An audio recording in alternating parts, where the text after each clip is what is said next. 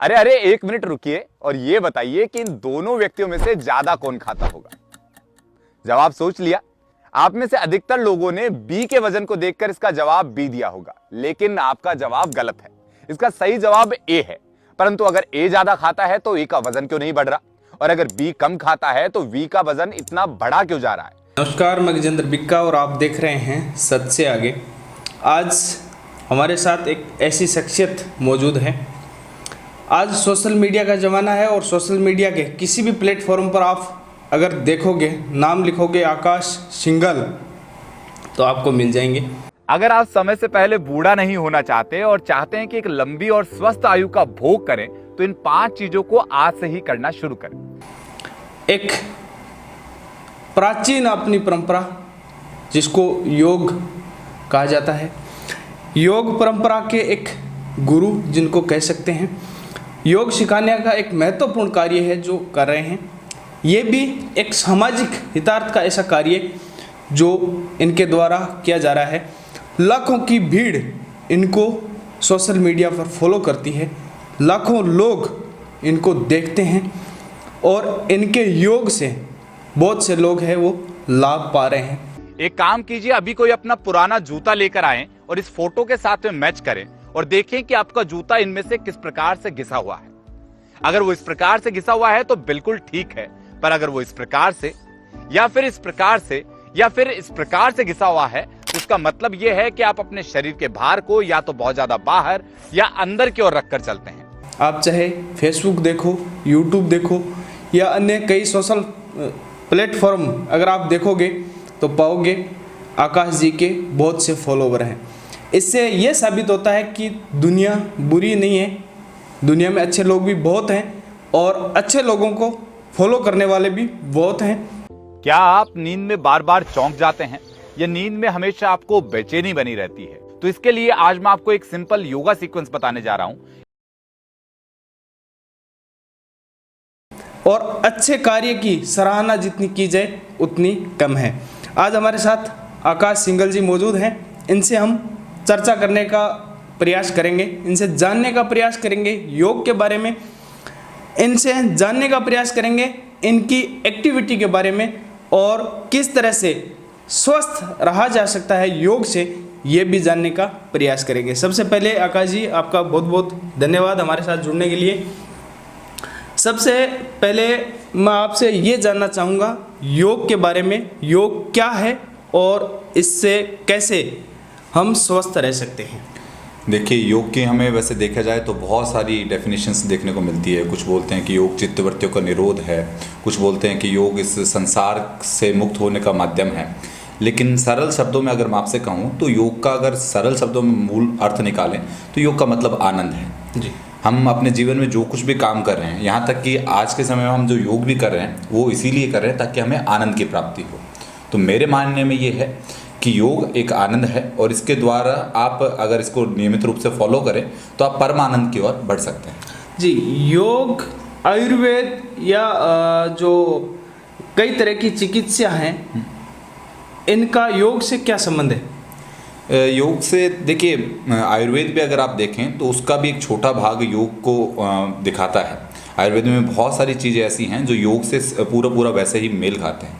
तो कह सकते हैं कि योग एक ऐसी परंपरा है जो आयुर्वेद हो गया या फिर हमारी जो पुरानी जो चिकित्सा विधि थी उन्हीं का एक छोटा सा अंग है और उसी को आज हम फॉलो कर रहे हैं। अच्छा, आज योग की आवश्यकता कितनी है इस भागदौड़ भरी जिंदगी में? बहुत ज़्यादा आवश्यकता है। कारण ये है कि एक तो सोशल मीडिया का दौर है, आपने इतना अच्छा खासा परिचय दिया, लेकिन वो सोशल मीडिया जिस तरीके से आपको नई नई जानकारियों से अवगत कराता है उसी तरीके से वो आपको बहुत ज़्यादा भ्रमित भी करता है। बहुत सारे लोग अब ऐसा है कि एक जगह ज़्यादा देर तक टिक कर बैठ नहीं पाते, हमेशा कुछ ना कुछ माइंड में चलता रहता है, तो मेंटल इश्यूज़ बहुत सारे लोगों को होने लगा है। तो इससे बचने का योग बहुत अच्छा एक माध्यम है। उसके अलावा आप जैसे पहले के जीवन में हम बहुत भागदौड़ किया करते थे, हमारे पास में बहुत सारे काम थे, फिजिकली हम बहुत ज़्यादा एक्टिव थे, तो इस वजह से फिजिकल जो प्रॉब्लम्स थी वो हमारे साथ में बहुत कम हुआ करती थी।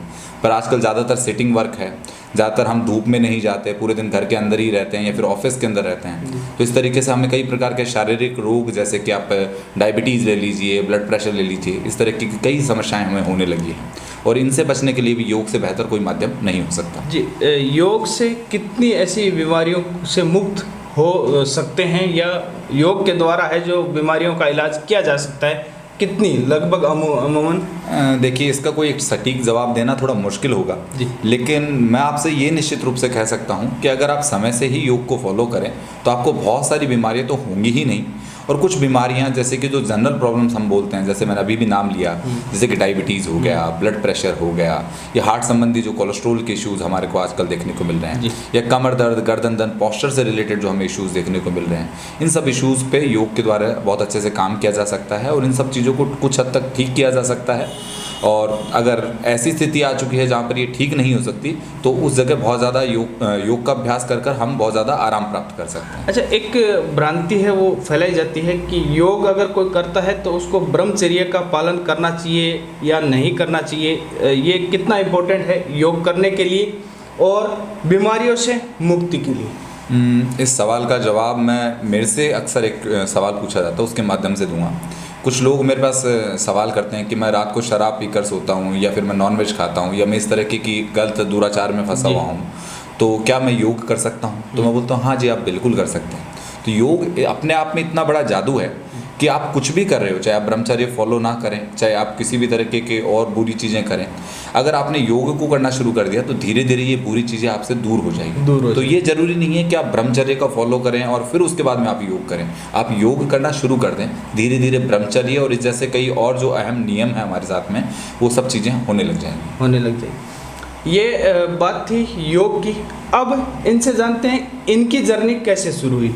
हम ये जानना चाहेंगे आपकी जर्नी कैसे शुरू हुई, कैसे आपको ये योग सिखाने की, सीखने की जो लत है वो लगी, और आप लोगों का भला किस तरह से शुरू किया और किस तरह से करना चाह रहे हैं? इसका जवाब बड़ा अजीब सा ही है जी। व्यूवर्स को मैं बता दूं कि हम चूरू से रहने वाले हैं, और चूरू अभी फिर भी थोड़ा सा डेवलप हो गया है, पर आज से 8-10 साल पहले देखें तो चूरू में कोई काम ही नहीं था जी। अगर आप कोई काम करना चाह रहे हैं तो कोई भी काम नहीं मिलता था, मतलब। तो इसी तरीके से मैं भी काम की तलाश में था और बहुत सारी चीज़ों को ढूंढ रहा था कि कोई काम मिले तो मैं उसको शुरू कर दूं। तो ऐसे ही करते करते मेरे पास में मैंने न्यूज़पेपर में एक हेडिंग देखी कि पंचकर्मा टेक्निकल असिस्टेंट्स का कोई सर्टिफिकेट कोर्स है आयुर्वेद यूनिवर्सिटी जोधपुर के अंदर। तो उसके लिए मैंने अप्लाई कर दिया और वहाँ से काउंसलिंग के लिए उन्होंने मेरे को बुला लिया। जब मैं वहाँ पर पहुँचा तो पता चला कि जो पंचकर्म की सीट थी 30 सीट थी वहाँ पर, तो 30 सीट में मेरा एडमिशन नहीं हुआ, तो सीटें कम पड़ गई। तो बस अब मेरे पास में एक डिसीजन लेना था मेरे को कि अब मैं पंचकर्म में तो एडमिशन नहीं ले सकता, तो अब मैं क्या करूं। तो उन्होंने मेरे को ऑप्शन दिया कि या तो आप योग में एडमिशन ले लीजिए या फिर आप अपने घर जाइए। तो मेरे को योग में एडमिशन लेना ज़्यादा ठीक लगा और वहाँ से मेरी शुरुआत हो गई। वो ये कह सकते हैं कि उस वक्त में ऐसी कंडीशन बन गई कि आपको योग में एडमिशन लेना पड़ा और शुरुआत हो गई।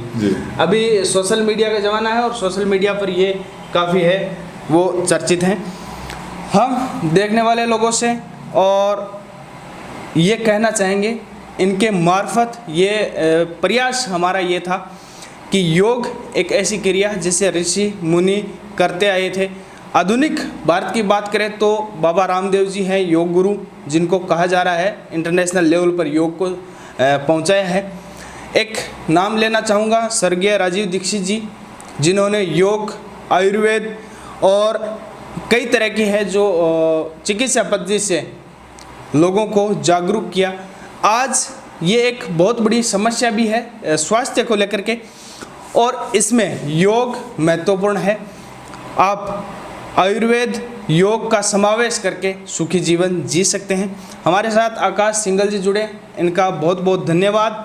और हमारा प्रयास यही था कि आप योग करें। इनकी जो ये क्लास ले रहे हैं ऑनलाइन, ये मोस्टली क्लास ले रहे हैं, तो इनके ऑनलाइन क्लास से आप सीख करके घर बैठे आप सीख करके योग कर सकते हैं और योग से हर बीमारियों से मुक्त हो सकते हैं, हर तरह की समस्या से मुक्ति पा सकते हैं। जय हिंद, वंदे मातरम।